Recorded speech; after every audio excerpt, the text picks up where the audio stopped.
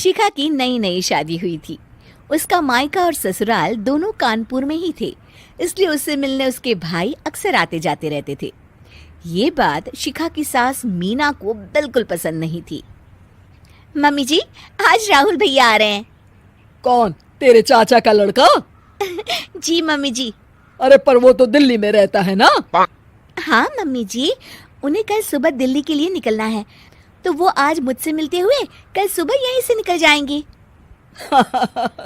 हमने तो धर्मशाला खोल रखी है ना। कुछ कहा क्या मम्मी जी? मैंने कहा हाँ हाँ, आने दे तेरे भैया को, जमकर खातिरदारी करेंगे। अब तो कुछ करना ही पड़ेगा, इससे पहले कि मेरा घर धर्मशाला बन जाए। ये कैसी बातें कर रही हो मीना? सच ही तो कह रही हूँ। अभी इसकी शादी को साल भर भी नहीं हुआ और आए दिन इसके घर वाले आ धमकते हैं। अरे तो क्या हुआ, वो इसी शहर में रहते हैं तो हाल चाल लेने आ जाते हैं। इस बार मैं उनका हाल और चाल दोनों ही बिगाड़ दूंगी। अब बहुत हो गया जी। अरे ये कैसी बातें कर रही हो, हे भगवान।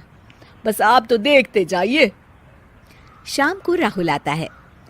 नमस्ते आंटी, कैसे हैं आप लोग? हम लोग तो ठीक है, तुम कैसे हो बेटा? मैं भी अच्छा ही हूँ आंटी।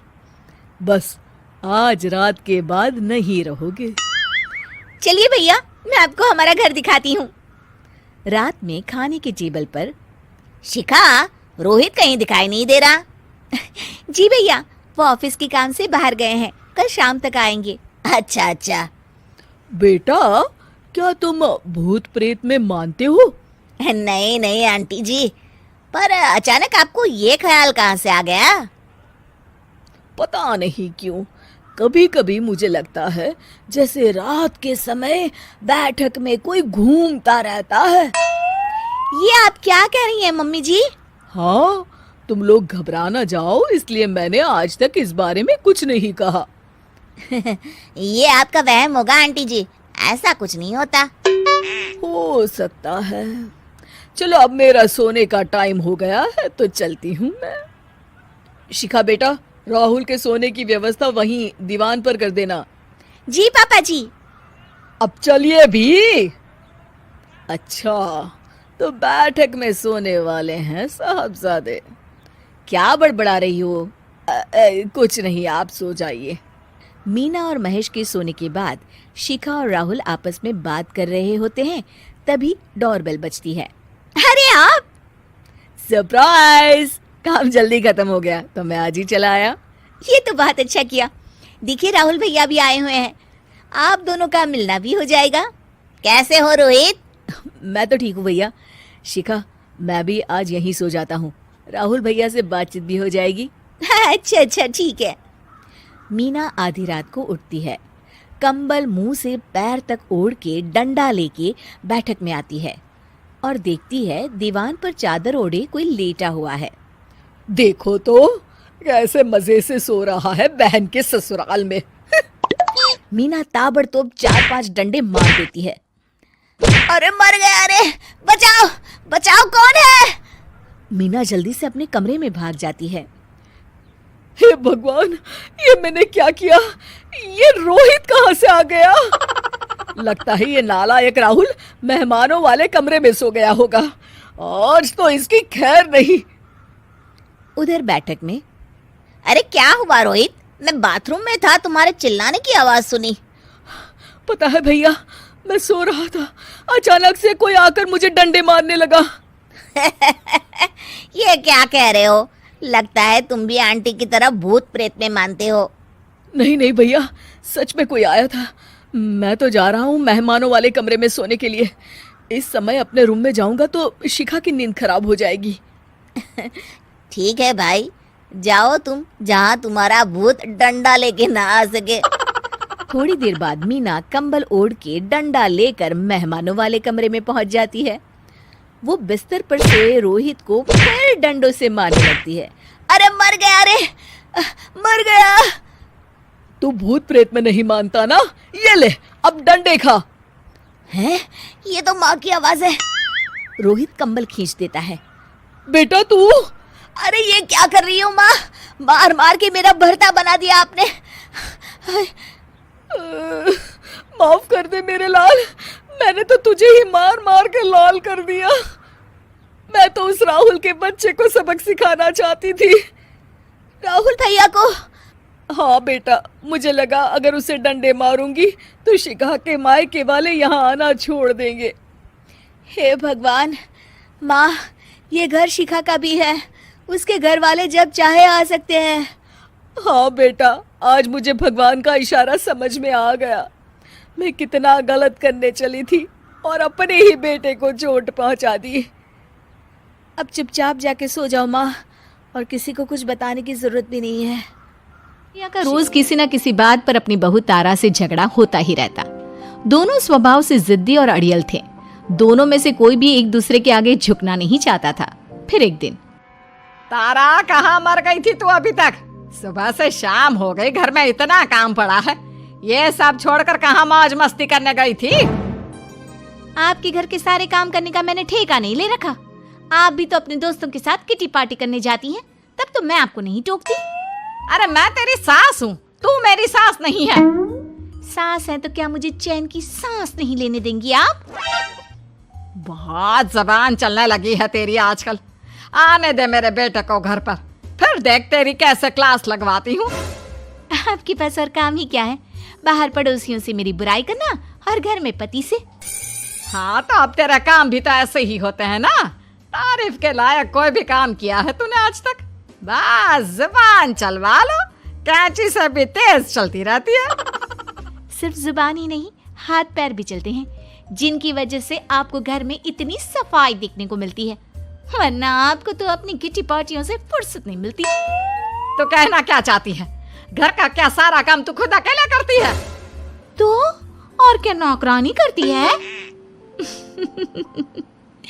इसी तरह तारा और सुप्रिया में आए दिन लड़ाई होती। दोनों के दिन की शुरुआत ही एक दूसरे से लड़कर शुरू होती और लड़कर ही खत्म होती, मानो ये अब उनकी दिनचर्या का हिस्सा बन चुकी हो। शाम को तारा का पति वैभव घर आता है। वैभव को देखते ही उसकी माँ सुप्रिया उसके पास आती है और कहती है, बेटा वैभव, अच्छा हुआ जो तू आज जल्दी घर आ गया। देखना तेरी बीवी सुबह से मुझसे लड़ी जा रही है।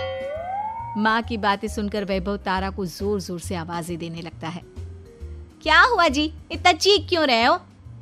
तारा, तुमने आज फिर माँ से लड़ाई की? अरे लड़ाई मैंने नहीं की, शुरुआत पहले इन्होंने की थी। समझा दीजिए अपनी माँ को। मुझे कहीं भी आते जाते टाइम टोके नहीं, वरना मैं अपना सामान बांधकर मायके चली जाऊंगी। इतना कहकर तारा वहां से चली जाती है। ये सब क्या चल रहा है माँ? किसी दिन मैं आप लोगों के चक्कर में जरूर पागल हो जाऊंगा। आप लोग कभी प्यार से क्यों नहीं रहते? अरे वो हमेशा मेरी बातों का उल्टा जवाब देती है बेटा। अब तू ही बता मैं क्या करूं? तो आप उसे ताने मारती ही क्यों है माँ? वाह बेटा वाह, तुझे मेरे ताने दिखते हैं, उसका बात करने का तरीका नहीं दिखता। देखा नहीं वो किस तरह से बात करती है मुझसे। मुझे माफ कीजिए माँ, मुझे आप दोनों के बीच में पड़ना ही नहीं है। आप दोनों ही एक जैसे हो। इतना कहकर वैभव वहां से चला जाता है। वैभव के जाने के बाद सुप्रिया सोच में पड़ जाती है। धीरे धीरे समय बीतने लगता है और एक दिन सुप्रिया को पता चलता है कि उनके गांव में एक महात्मा ठहरे हुए हैं जो वशीकरण करना जानते हैं। तो सुप्रिया भागते हुए उन बाबा का पता ढूंढने निकल पड़ती है। इस बात की खबर जैसे ही तारा को चलती है, वो भी उस बाबा की खोज में निकल पड़ती है। अगले दिन सुबह, आज तारा और सुप्रिया दोनों ही बहुत अच्छे मूड में होती है। ना सुप्रिया तारा को देखकर कोई ताना मारती है, ना तारा अपनी सास से बेवजह उलझती है। दोनों मिल बांट कर रसोई में काम करती हैं। भाई तारा, जरा मुझे वो चाय पत्ती पकड़ाना। ये लीजिए माँ जी, क्या आप मेरे लिए भी चाय बना देंगी? अरे हाँ हाँ, क्यों नहीं। इसी तरह दिन बीतते हैं और दोनों का रिश्ता भी निखरने लगता है। ऐसे ही देखते 3 महीने बीत जाते हैं। आजकल ये मैं क्या देख रहा हूँ? अचानक आप दोनों के बीच इतना प्यार कैसे हो गया? एक दिन था जब कभी माँ आप तारा को ताने देते देते नहीं थकती थी, और तारा, तुम पहले तो कितना उलझती थी माँ से, तो अब ये अचानक क्या हो गया आप दोनों को? अरे यह सब तो एक बाबा का कमाल है, जिसने मुझे ये ताबीज दिया था। सुप्रिया के हाथ में बंधा ताबीज देखकर तारा चौंक जाती है। ये ताबीज तो उस बाबा ने मुझे भी दिया था, आपको अपने वश में करने के लिए। इसका मतलब तू भी उस बाबा से मिलने गई थी? आपकी हरकतों की वजह से ही मुझे जाना पड़ा था। ये सब क्या चल रहा है? मुझे तो आप लोगों की कोई भी बात समझ में नहीं आ रही। सुप्रिया वैभव को सारी बात बताते हुए कहती है, अरे जैसे ही मुझे पता चला कि हमारे गांव में जाने माने तांत्रिक बाबा आए हुए हैं जो वशीकरण करना जानते हैं, तो मैं बिना देरी किए उनके पास चली गई और बहू को अपने वश में करने की इच्छा उनके सामने रखी, जिससे ये मेरी हर बात माने। बाबा, मैं अपनी बहू से बहुत दुखी हो चुकी हूँ, वो मेरी एक बात नहीं मानती। आप कुछ ऐसा कीजिए बाबा जिससे मेरी बहू मेरी हर बात मानने लगे। पहले आप मुझे अच्छे से बताइए, आपको अपनी बहू से आखिर परेशानी क्या है? बाबा, वो मुझसे कभी प्यार से बात नहीं करती। मैं उसे एक बात सुनाती हूँ तो वो पलट कर 4 बातें सुनाती है। आप कुछ ऐसा कीजिए ना जिससे मेरी बहू सारी बातें मानने लगे। बाबा सुप्रिया की बातों को ध्यान से सुनते हैं और उसके बाद सुप्रिया को एक काले रंग का ताबीज देते हुए कहते हैं, ये ताबीज तुम्हें अपने गले में पहनना है और जब तक मैं ना कहूँ तब तक इसे उतारना मत। तो क्या इस ताबीज की मदद से मेरी बहू मेरे वश में हो जाएगी? सिर्फ वश में ही नहीं, इस ताबीज के कारण तुम्हारी बहू तुम्हारे आगे पीछे भी घूमने लगेगी। लेकिन बस तुम्हें कुछ काम करने होंगे। कैसा काम बाबा जी? तुम्हें अपनी जुबान पर काबू रखना होगा। उससे जो भी काम करवाना हो हमेशा प्यार से बात करनी होगी। धीरे धीरे वो तुम्हारी मुट्ठी में आ जाएगी। अरे ठीक है बाबा जी, जैसा आप कहेंगे ठीक मैं वैसा ही करूंगी। तारा ये सब सुनकर चौंक जाती है। ऐसा ही कुछ तो मेरे साथ भी हुआ था जब मैं उस बाबा से मिलने गई थी। बाबा जी, मैं अपनी सास से बहुत तंग आ चुकी हूँ। वो हर रोज किसी न किसी बहाने मुझसे लड़ती रहती हैं। आप प्लीज कुछ ऐसा करिए ना जिससे मेरी सास सुधर जाए और मुझे बेवजह टोकना बंद कर दे। तारा की ये बातें सुनकर पहले तो बाबा सोच में पड़ जाते हैं। उसके बाद वो तारा को भी काले रंग का ताबीज पकड़ाते हुए कहते हैं, ये लो बिटिया, इसे अपने गले में पहन लो और जब तक मैं तुम्हें इसे उतारने के लिए ना बोलूं तब तक इसे उतारना नहीं। इस ताबीज को पहनने से तुम्हारी सास तुमसे प्यार करने लगेगी और दिन रात तुम्हारे आगे पीछे घूमेगी। ये सुनकर तारा बेहद खुश हो जाती है। बाबा, इस ताबीज का असर कब तक होगा? अगर तुमने मेरी सारी बातें मानी तो इस ताबीज का असर तुम्हें 2 दिन बाद ही दिखने लगेगा। उसके लिए सबसे पहले तुम्हें अपनी सास को इज्जत देनी होगी, उनके साथ प्यार से बर्ताव करना होगा और अगर कोई भी काम भी करवाना हो तो प्यार से ही बात करनी होगी। फिर देखना वो कैसे तुम्हारे इशारों पर नाचती है। ठीक है बाबा जी, जैसा आपने कहा है मैं ठीक वैसे ही करूंगी। इसका मतलब उस बाबा ने हम दोनों को एक जैसे ताबीज देकर पागल बना दिया। जरूर कोई ढोंगी बाबा होगा। इतने में ही बाबा भी उनके घर पहुंच जाते हैं और मुस्कुराते हुए उनकी ओर आते हैं और उनसे उनके हालचाल पूछते हुए कहते हैं, ताबीज का असर हुआ या नहीं? बाबा जी, आपने हमें एक ही जैसा ताबीज देकर पागल बनाया है। ऐसा कैसे? ताबीज ने अपना काम तो पूरा ही किया है।